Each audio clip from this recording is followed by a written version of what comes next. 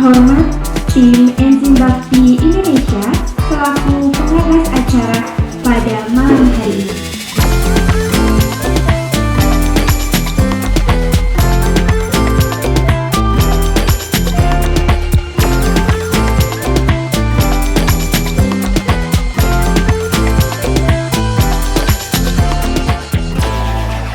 Kemudian ada teman saya yang ngajak training. Waktu itu training Waldorf itu di Bangkok, yang paling dekatnya.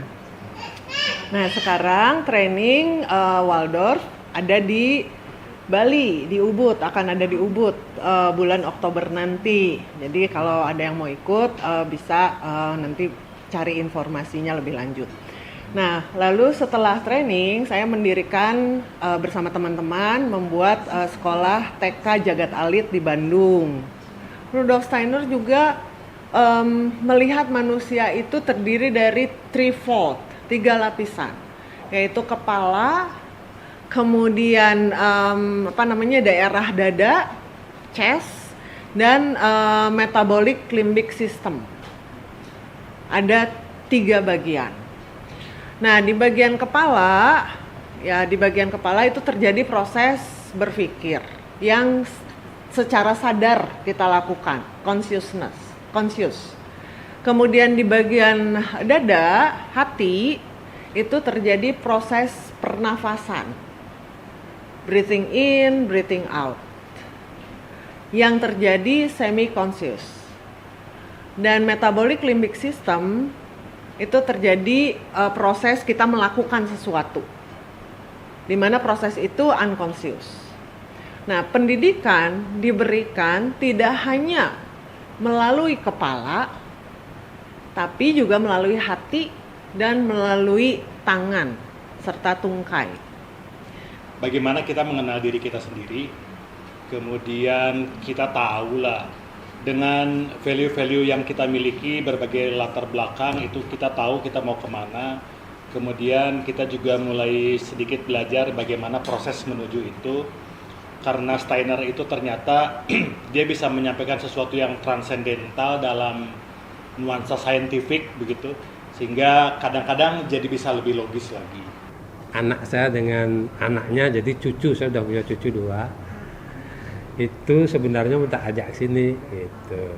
Itu dia sendiri yang sudah punya ini motivasi, anaknya tak pernah nonton TV juga tidak pernah dikasih gitu. Dari Bu Juli juga tidak pernah ini. Ya anak saya tidak saya ajarin HP gitu, nggak boleh dia.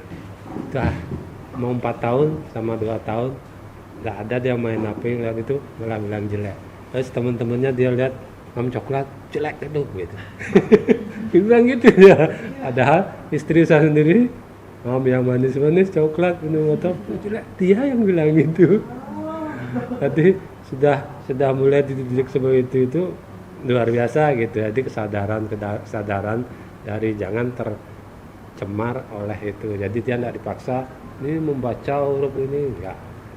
Itu dah harinya dibikin dia nikmat, dia senang dengan apa adanya itu.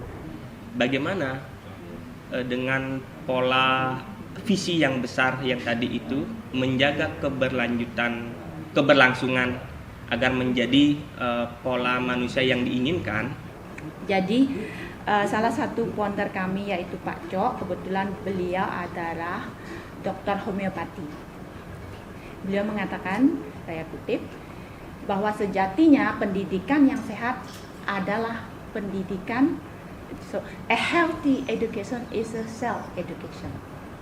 Jadi anak-anak itu kalau yang di TK bermainnya, belajarnya di alam. Jadi mereka experience dari bermain. Bagaimana mereka, sebenarnya sering ada pertanyaan, apa sih yang dipelajari? Sangat banyak. Sosial, emotional, physical. Jadi yang dibangun adalah physicalnya. Jadi dari experience.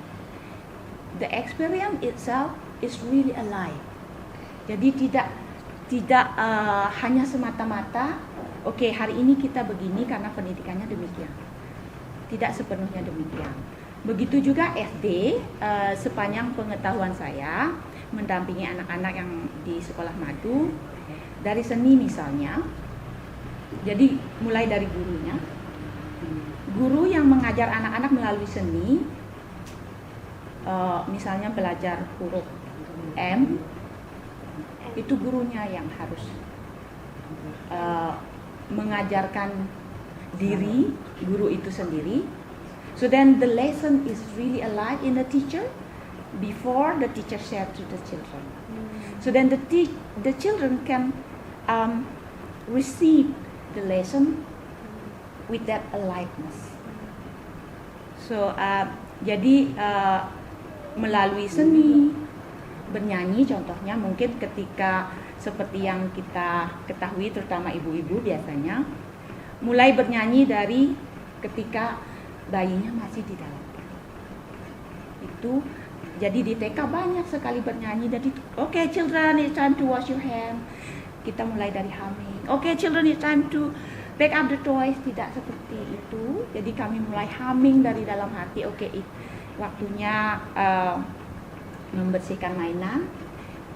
Karena itu bagi kami juga. Jadi kami humming, bernyanyi.